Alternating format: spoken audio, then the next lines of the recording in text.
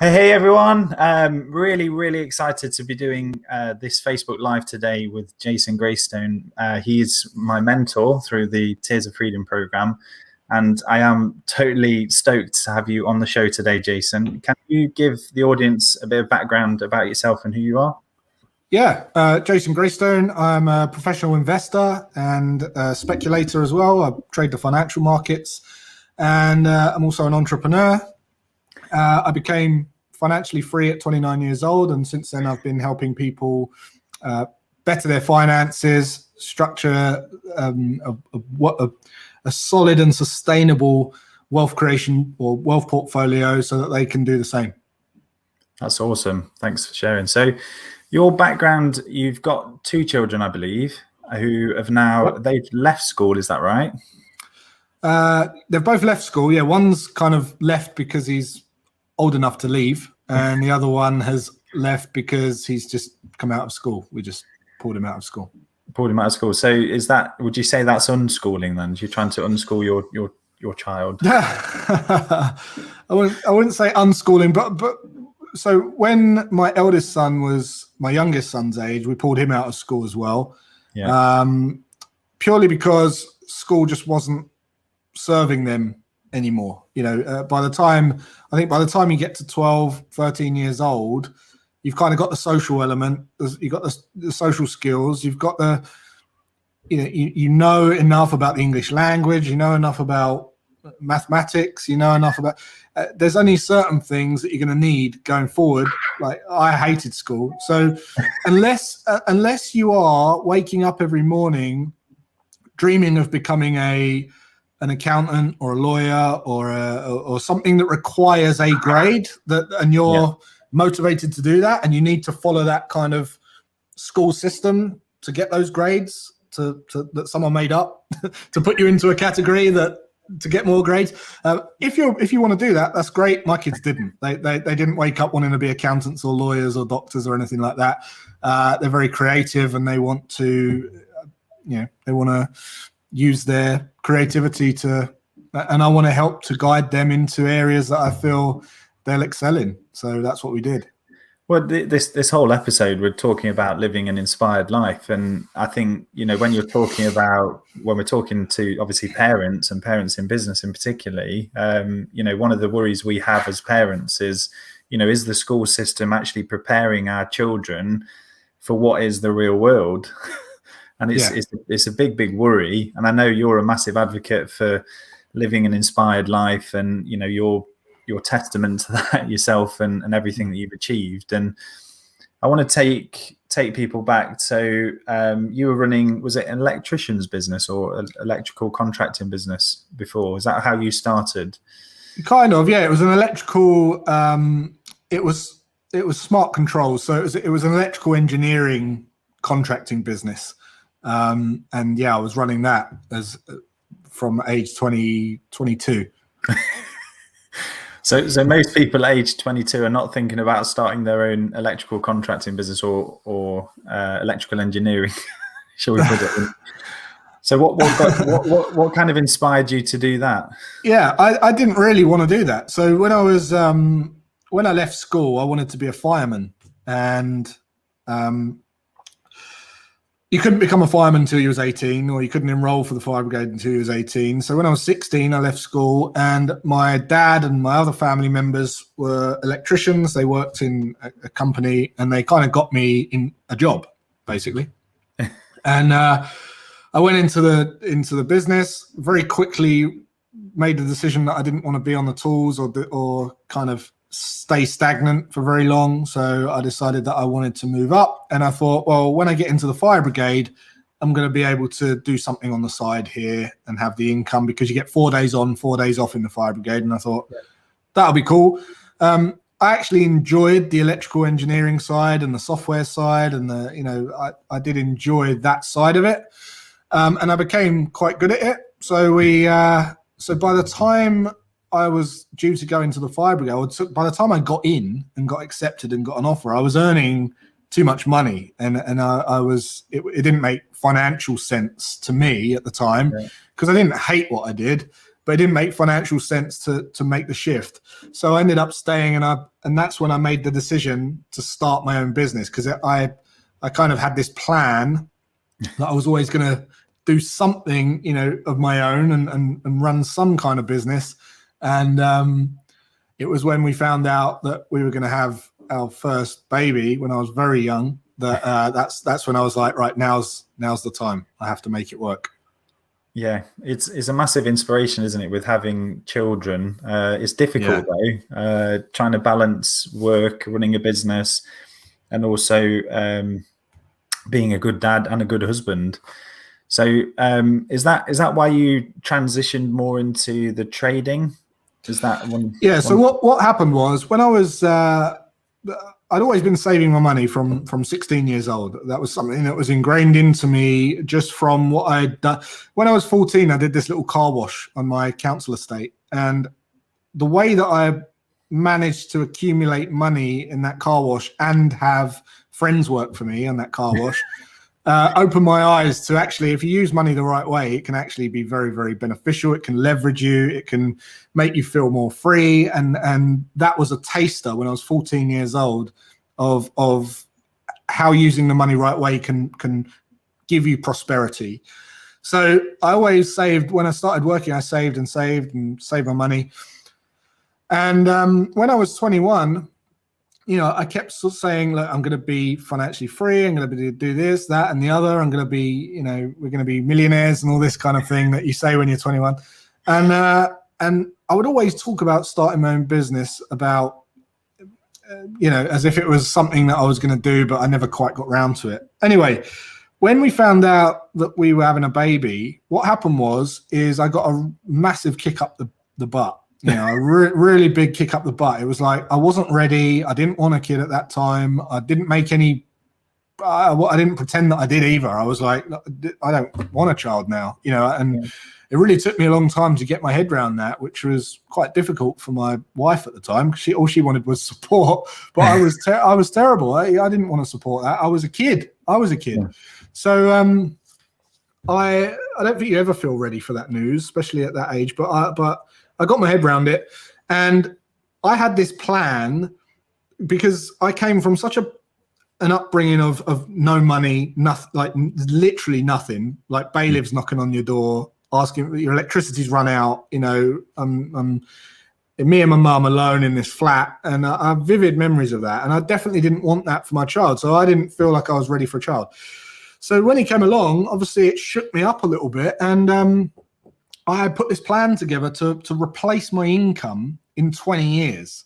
And it was literally a spreadsheet based on some figures that if I save this amount and maybe I ramp up my savings a little bit and I invest it at a certain amount per year, by the time I get in 20 years, that amount that I've invested will be able to pay me my lifestyle expenses right now as today's standards in the future in 20 years, taking into consideration inflation and all this. And this is my engineering mind going in overdrive.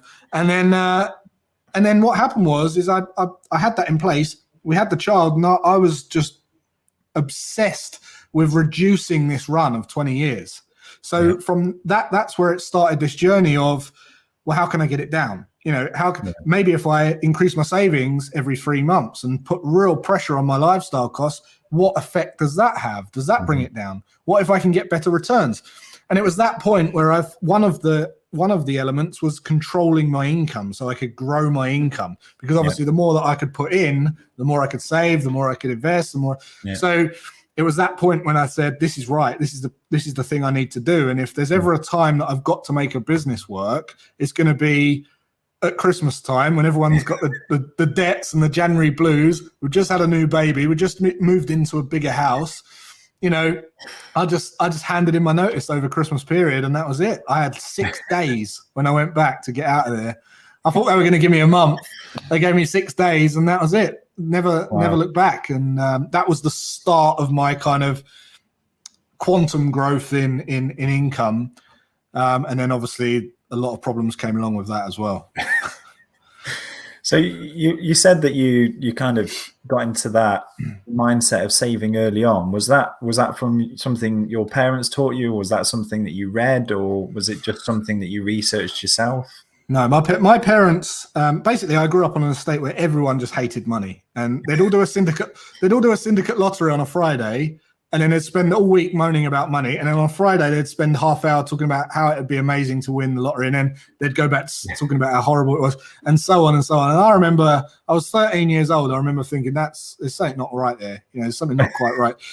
And one summer, as I say, we did this car wash, and what it was a bet with my dad. Like, we didn't have hardly any money. So my stepdad, my birthday was 6 months away, and I said, I really want this Mongoose Sniper bike. Pearson's in Sutton, this great bike shop, and we was going to go and get it. And he said, it's 210 quid. We can't afford to pay the lot, but if you raise 100, I'll pay 110. And I was like, okay, I'll go and wash some cars. So I started washing some cars, and I actually washed one car on the first day. And this is where the kind of mind shift came into play. On the first day, I took home £7 because I charged £5. She gave me £2 tip. And that night in my room, my friend asked if he could help the next day. I took everything that I'd earned that day, gave it to my stepdad because he was going to go to Morrison's or Sainsbury's or Safeway or whatever it was at the time. And he bought me another bucket and sponge. So I spent everything I'd earned on a bucket and sponge back in. The next day, we washed 4 cars. The next day, I bought another bucket and sponge. And then by the end of the summer, I had 4 friends all washing the cars, and I wasn't doing anything. So I was taking in money and understanding that by keeping the money and using it wisely was a great way to actually leverage your time and and feel free and feel flexible and still do the things that you want to do. I got enough for the bike in no time. I couldn't get it to my birthday, but I got the money for the bike in like 2 months. So it was a real eye-opener as to how quickly I could get, if I use money the right way, how quickly that could grow and compound. So that just stayed with me throughout. Really did. It's amazing, an inspirational story for, I guess, a lot of parents that are watching this. And so after you've done that, you've got into the investing your money. Was it investing or was it just saving your money? Yeah, I saved and then I started investing. I started investing as soon as my son was born, really. Right, okay. So what got you into investing? Was it reading a book or was it just again? I mean, I read a ton of books. I read a ton of books. It was really driven by mathematics. So I don't really do anything with if I went back in time, if we went back in time and we had like Success Resources and all these kind of gurus on stage now, I'd probably be lost. Yes. But back then, and I still do, but back then it was me and a spreadsheet. It was you can't be half pregnant. It's yes or no, on or off, very binary. And I just had to. I work in terms of certainties and numbers, and I don't like to leave anything to chance when it comes to projections. So it started with mathematics, and I knew if I could increase by a certain percentage into the top of this funnel of my income, I would then eventually reduce this time from 20 years down to 10. And then it was like, how do I get it from 10 to 5 and so on and so on. And so one of the strategies was, well, how do I increase my returns? So first of all, it started at index funds, and then I'm like, well, how can I do better returns? And then I started looking at stocks and buying stocks. And then I started looking at, well, these large cap stocks, they're not as great return as these kind of smaller cap stocks. Well, let's take a look at those. And maybe if I put a portion here and a portion there, the overall returns will accelerate on average per year, and I'll reduce the run. And that's kind of how it went for a long time, until when I started my own business, I become very frustrated in the business because of how I was abusing the business, right? I started the business as a tool to get me out. And with that comes a lot of low cash flow and, low volatility and lack of leadership and all this stuff. And I knew it was there. I wasn't saying, we're this fantastic, we're going to build this big corporation. That was never me. And I remember my accountant saying, Jay, like, you take a lot of money from this business. I'm like, yeah, well, I don't have look at my lifestyle. I'm living in a 2-bedroom semi. I'm not living lavish. Like, where do you think this is going? And it's like straight into the investments. And that's kind of how I did it. But with that came a lot of frustration, because we were naturally growing and snowballing as a business. And you kind of need to afford people, but you can't afford them. And then you need to kind of, and the lack of leadership and everything. And anyway, I was so frustrated in the industry, because the construction industry alone, a bit like schooling system, we was a technology business, and technology moves in 18-month cycles, probably 12-month cycles now. Well, the construction industry moves in 50-year cycles. It's a bit like the education system, 50-year cycles, you know. From start of implementation of a regulation or something like that, it takes a long time for these movements to make. And we're obviously the technology side, so we're up against the client asking us questions as to why they can book flights on their smartphone, but they turn up to work and they've got this kind of pile of crap on the wall that they, you know, it's all mismatch of, and we're like, well. And we have to explain why the builder wants to value engineer a project. And you know, so my heart wasn't in it. And the more frustrated I became, the more I started to dig out the old spreadsheet and start to look at reducing this run. I knew I didn't have long. At that time, I had about 7 or 8 years. And that's when I started looking at higher speculation. So I needed to look at, I was looking at options. I looked at online poker. I looked at options, and I looked at financial markets, the foreign exchange market. And I blew a lot of money, 38, 40 grand, something like that, something in that region, over a 1.5 year period. And I learned a lot, and eventually came good. So after about 3.5 years, I managed to have enough, on average, 12 months, divvied across the 12 months, to replace my active income. Some of it was semi-passive, but most of it was passive. And that was it. So I jacked it all in, handed it all over. And then I just started visiting the refrigerator every 5 minutes, sitting in my office, putting on weight. The benefits and drawbacks to everything, right? Yeah. So when you say you were financially free, do you say when 29? So for parents that are watching, what does that mean? So for me, there's 2 stages of financial freedom. There's the initial financial independence stage, where I think a lot of people witnessed this in 2020 without realizing it, because when a lot of people, when they think of freedom, they just think of financial, and that's not true. When your freedom is a choice, and choice to make choices, being able to be in a position where you choose how you spend your day and what you do with that day, that provides you with the most freedom you're going to feel. And when people went into furlough and stimulus checks and all this kind of stuff and lockdown, they were receiving passive income in the form of furlough checks. They were choosing how they spend their day. They'd rationalize their living costs because they realized there's no one to show off to anymore. And the Joneses, you couldn't even go and see the Joneses. So they got a real taste of, wow, you know, they actually realized that they'd be happier with less money for more time. So that opened people's eyes to realize actually mobility and flexibility and being nimble is actually the majority feeling of freedom. The finance is actually just keep that going. You know, that it just supports that. So if you can get to a place where you're free and flexible, i.e. mobile, which a lot of people are now, that's a massive breakthrough in the financial freedom journey. And that's stage 1. So where you can cover your lifestyle costs regardless of relying on anyone or any geographical location. If you can get in that position, which can be done in a very short space of time, you are financially independent. That's financial independence. Financial freedom, you only get to financial freedom, and what financial freedom is where you don't have to be here and you can still generate an income to cover a lifestyle, right? So you can die. You can die, you can lose your mind, you can lose your marbles, you can lose your limbs, and you're paralyzed and whatever, and you still generate the income, and it doesn't require you. At that point, you are completely 100% financially free when you're generating an income from liquidity that you've invested wisely, from assets you've bought or created, that don't dip into that liquidity and provide a return year on year on year. And that was where we got to at 29. So there was a short period of time where I still needed to do some trading.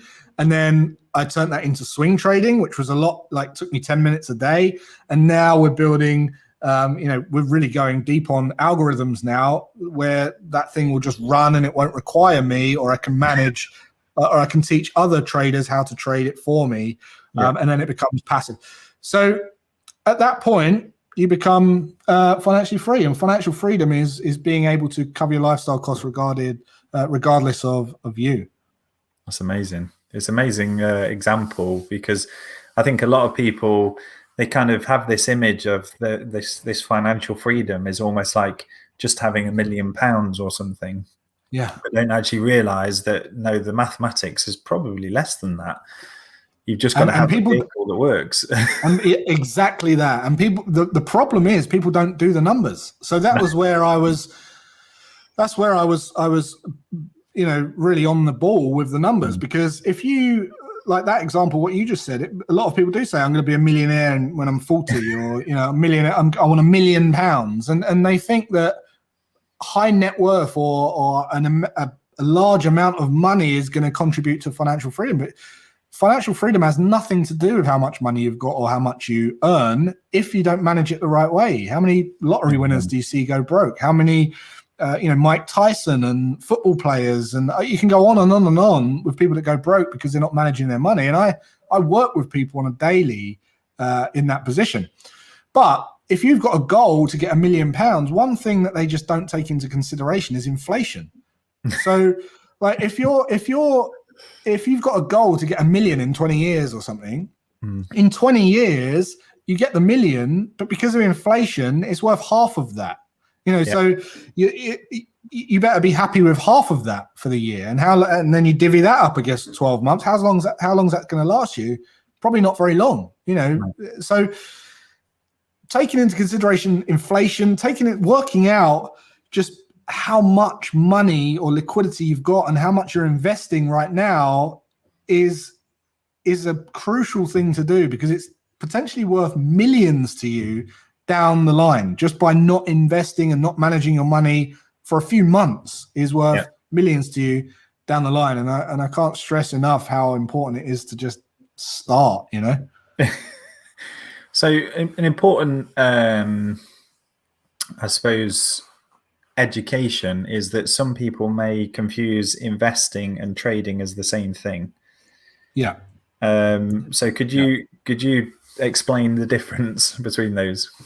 Yeah. So I always talk about earning your right to risk, and the way that I would, if you would imagine a pyramid, there's levels to which you want to deploy your money into the markets, in my opinion, from the most passive and most least riskiest and least effort and least time consuming and most diversified, right through to the highest demanded skill, which is trading or poker, whatever that speculation is. Flipping a property, that's a speculation.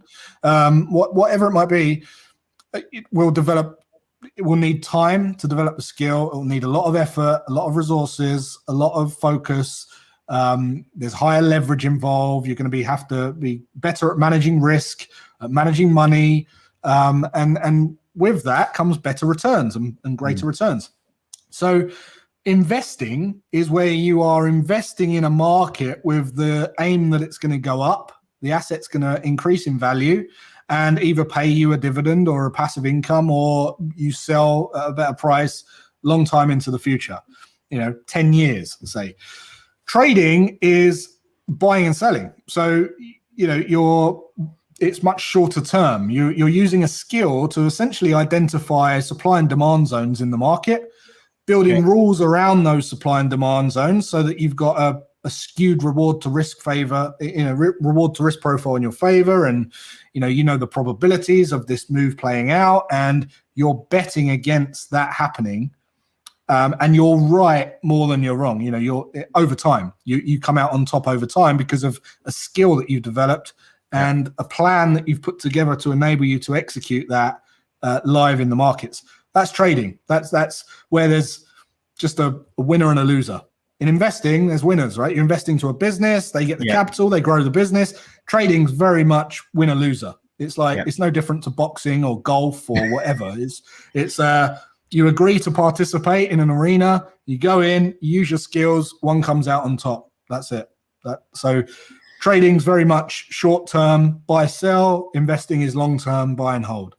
I think it's important to put emphasis on the fact that it's a skill, and it's a skill that needs to be honed. You need to be trained, because otherwise you'll make £40,000 mistakes or $40,000 mistakes.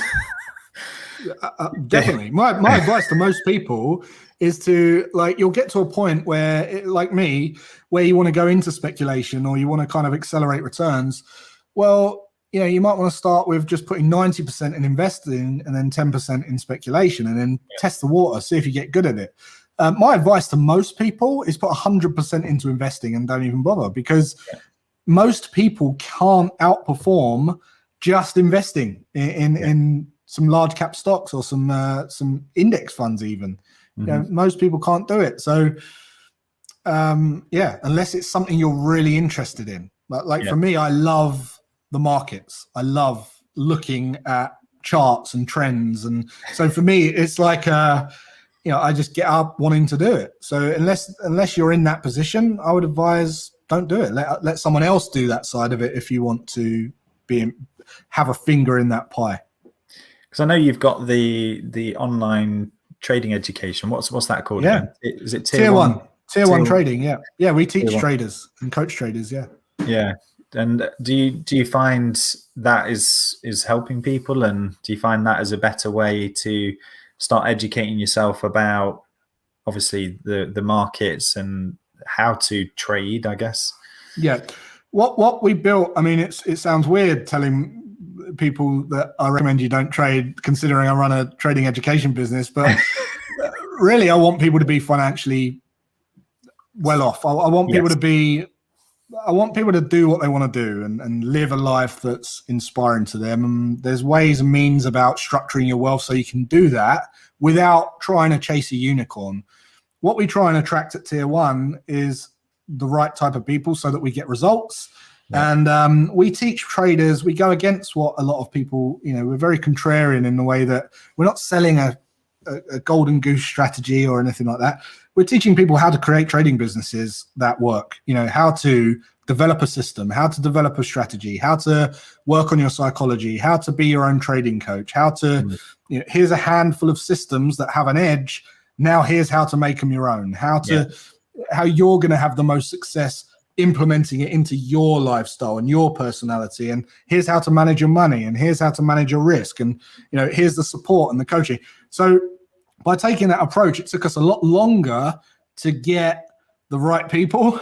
But now, we've got a turnaround of 18 months, 2 years, where we're seeing a lot of our traders get out the door and get funded and manage their money. And it's been truly inspiring to watch. So, yeah. It sounds amazing, because I know you've also I'm a member of the Tiers of Freedom, and I can't vouch for it enough. I think it's absolutely amazing to give you that foundational knowledge. Appreciate that. Of, my background as an accountant, I thought I understood money, but I didn't. All I knew was how to do accounting, and then coming on the Tiers of Freedom has really helped me understand money and how to make money work for you.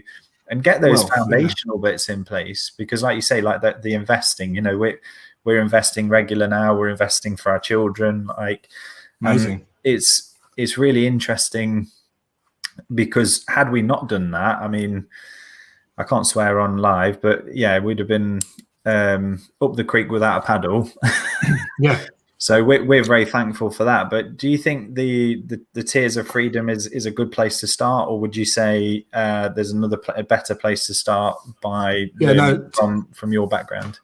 Absolutely. Tiers of Freedom was designed and created based on exactly what I did, without all the fluff and the mistakes. So whether you're what you just said there, I mean, I work with. There's a funny kind of misconception about who rich people are. And they say, well, they're well rich, they've got loads of money.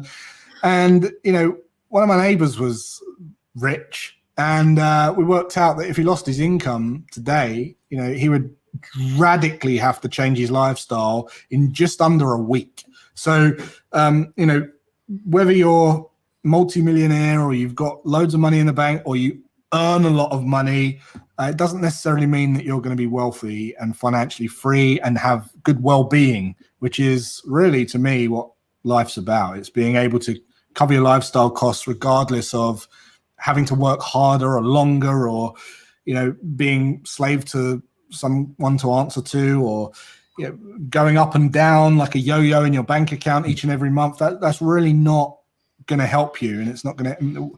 Wealth comes from the word wele, which means well-being. So wealth is literally well-being, and whether you're earning a lot of money or you're trying to save or whatever it is, Tears of Freedom program is structured methodically in order to get you to financial freedom as efficiently as possible, step by step.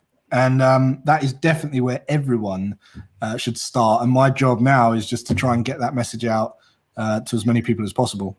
Yeah, and hopefully I can keep banging that drum for you here on this. I appreciate that, Jamie. Because one of the as a parent, I want to create that legacy wealth almost, that financial freedom, but not for me, but for the youngsters, because one of my fears is that, with raising house prices, increasing population, COVID, everything that's happening in the world, it's almost like what's life going to be like for them?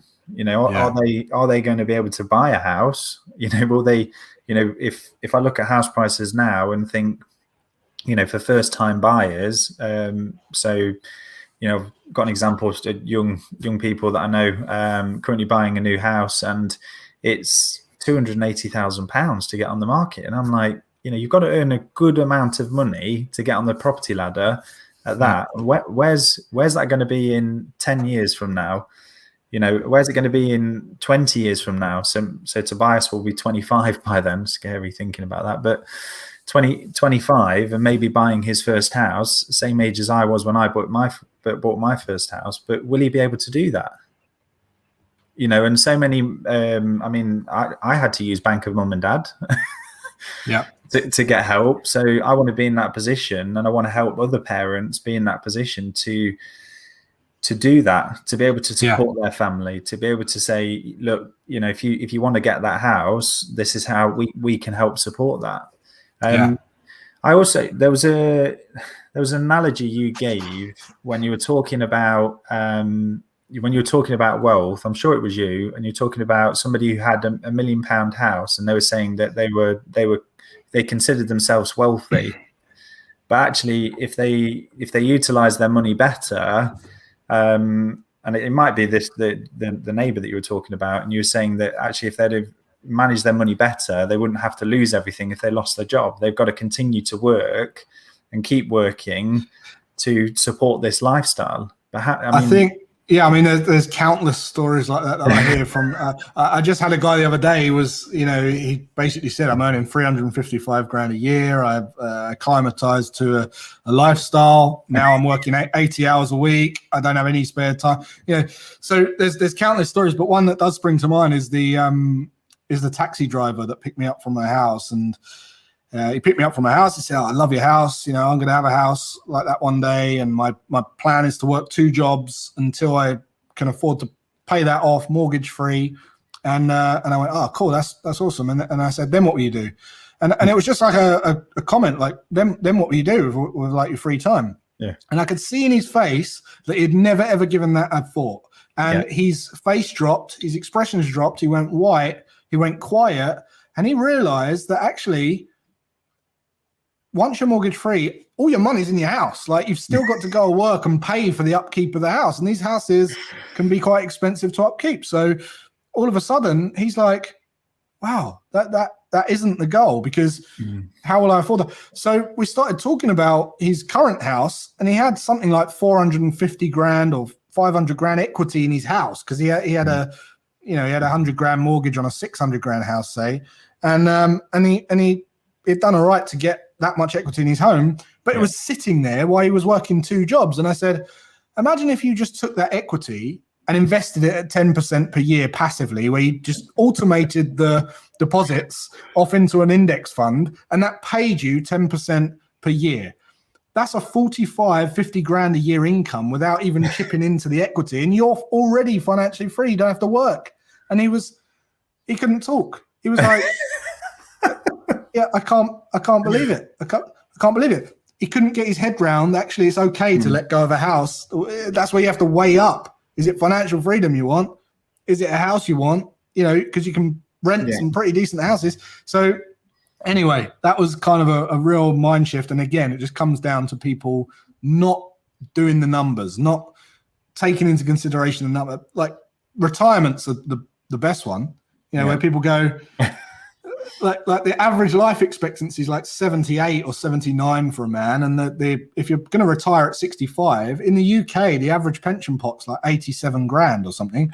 So that means you've got like 600 quid a month to last you for those 13 years. And then you've got to hope that you die. You got to hope that you don't live longer because you've run out of money, and then you become a burden on your kids. And and people don't do the numbers on that. And then there's inflation on top of that as well, and they really don't get moving. You got to get moving. That's my advice. And would you say that anyone with the right system can become financially free? 100%. I mean, you've been in the Tears of Freedom program. Right? No. It's not like the strategies. Yes, they might be complex, but the way that you implement them isn't complex. You know, it's not you don't have to be a mathematician to understand how to make your money work as efficiently as possible. And anyone can do it. Literally anyone can do it. Yeah. And it's, I suppose, you know, one of the things we've been talking about as well is you've created these two online businesses. Is that, would you say that's correct? Currently, we've got 2 online service-based businesses. Yeah, digital access business where we teach people education businesses. And you launched Tears of Freedom back in, was it October, November? It was, end of October 19, yeah. So I was on one of the first intakes, I think. Can we talk about that? So how was that a difficult thing for you to do, or was that like, did you follow a system and process? Yeah, so with business... Without giving people too much information about what's in Tears of Freedom. I'd share the lot. with my thing with business is, again, there's a specific order to follow, and one of the reasons I preach what I preach is because when you can create a business not needing money, and you can create products and services without the desperation of I need to cover my bills, you create products that are delivered with more care, more attention, more love. You're looking out for the clients more. You're more interested in a result. You're not really, you know, there's more of a love in the product. And I think that shines through. So when you go to build a product like that and you pitch it to the right people, there's also no desperation to sell it to everyone, which makes it a commodity. So you can all of a sudden go, well, I've got this amazing program and it's really going to help you. And I've put all of my love and effort into it. And, you know, it's all yours, but I'm not going to take everyone in because I want to make sure that everyone's getting results. So I want to work with a few people at a time. And by doing that, you can then keep the costs where you want it. You can fill your intakes with no problem, you know, and then as long as you're focused on getting results, they then tell people, they then tell people, they then tell people, and then you've got more and more people that want in because it's driven. The marketing strategy is results from other people. So again, that comes from having your money game together, having your finances in order, having a cash buffer there so you're not worried about paying the bills, creating products that come from your inspiration, not from how can I make a quick buck. People smell through all that these days. So that's what we did. We developed the program, we sold it to limited people, we did very well, and it's gone from there. That's fantastic. So where can people start their journey, like with you, let's say? I don't ever push anyone to any kind of product page or anything like that. All I would say is if you haven't listened to a podcast before, or maybe you listen to podcasts, go and check out a podcast called Always Free. It's my podcast. I would start at episode 1. You might not find it on Apple Podcasts because they're starting to tick off all the old episodes now and get them off of their server for whatever reason, but you can definitely find it on all the other platforms, Spotify, SoundCloud, Podbean, Stitcher, all those, YouTube. Always Free podcast, episode 1. Start there and let me know. If you're still listening by episode 6, send me a message on social media and let me know what you think. That's absolutely fantastic. Well, thanks ever so much for joining me today, Jason. You've brought so much energy, and you're doing an amazing job. And thanks for having me, man. Yeah, no, it's been absolutely brilliant, and something I believe very, very firmly here as a parental CEO is together we're stronger. And that's the whole ethos of what we're trying to bring into the parental CEO. So I really thankful for you for joining us today, Jason, and I wish you every success in the future. And thanks to you. Fantastic. Take care. Amazing. Thanks, man. Bye.